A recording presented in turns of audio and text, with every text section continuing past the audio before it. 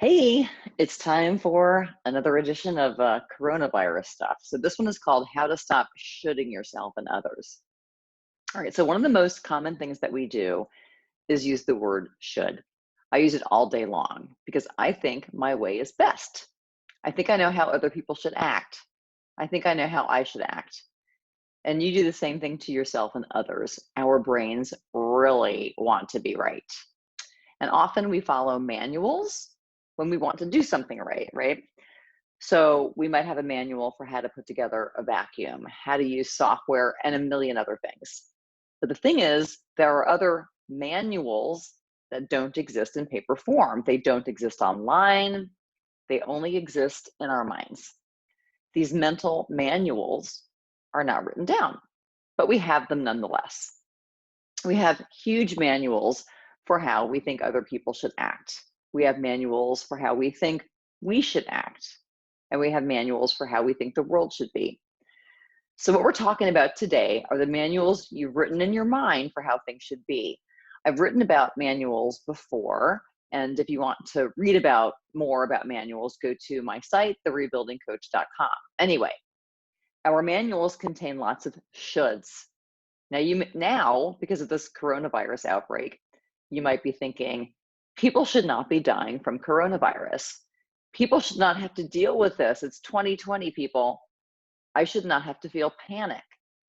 People should not be going out in public. I should not be losing any money.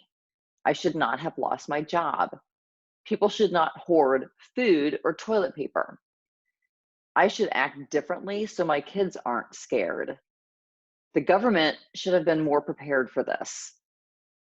I should not be stress eating or drinking. People should stay away from social media and just pray instead. And the list goes on. But here's the deal, there is zero upside to shooting yourself, other people, and life in general. Let's start with you. Maybe you think, I should not have been around friends last week because I might be infected. Or I should have not quit my job last month because now I can't claim unemployment. Or insert your own most recent should here, okay? Shoulding on yourself doesn't help. Think about it. You can't hindsight yourself. Unless you have magic powers or a time machine, you can't go back and redo things. Of course, hindsight is 2020. You have all the information now. When you made the decision, you had different information, you had different beliefs. You made the decision based on information from the past because you were in the past. You can't deal with the present with last week's thinking. You have today's information and today's thinking. What's the point of not accepting what you have already done? You did something or you didn't do something. Accept it. Otherwise, as Byron Katie says, you're just arguing with reality and you'll lose 100% of the time. So let's look at the above example. I should not have been around friends last week because I may be infected. How about if you wiggle it to, I have more info now about coronavirus, so I won't hang out with them now. This works much better. The self-flagellation stops and new actions start. You know better, so you can do better. And now let's talk about how we should all over other people. I just did it the other day when I posted a story about the guy who had 17,000 bottles of hand sanitizer he couldn't sell on Amazon because of price gouging in the pandemic. I had lots of ideas about what he should not have done. Like, he should not be a greedy bastard. He should be concerned about others, and he should donate all of it to charity. But here's the reality, he did it. People do all sorts of things beyond our control. It's pretty much impossible to control other people, and it feels terrible to should other people.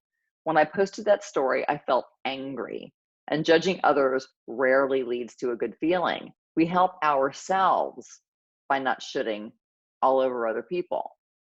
But you might say, woman, Dawn, what about reality? He is facing charges because he broke the law. He had 17,000 bottles of hand sanitizer. News reports say the supply of hand sanitizer is at an all-time low. He wanted to make a profit on Amazon, et cetera, et cetera. Yes, those are facts. So now what? Did I want to feel shitty by spinning in thoughts about how he shouldn't be a greedy bastard?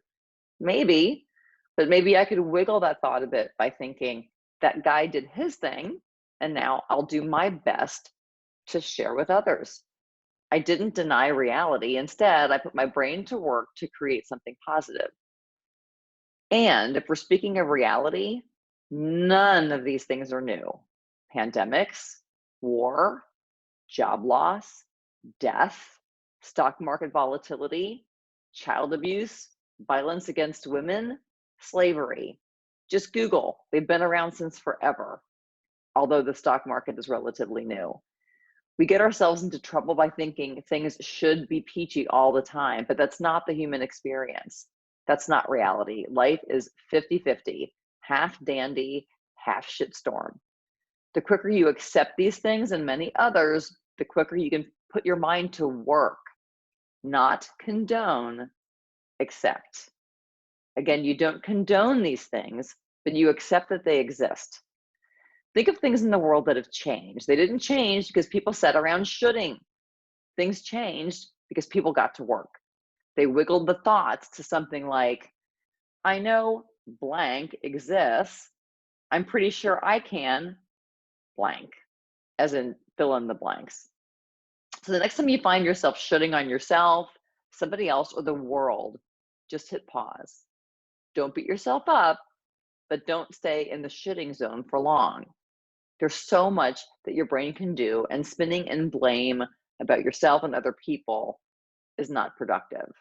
And sidebar, that hand sanitizer guy, I read a news report yesterday that he donated most of it to charity. So the way I wiggled some of my recent thoughts have led to, I can help people by coaching them for free. So if you're feeling awful because of the coronavirus or whatever, please let me help you. It's my jam.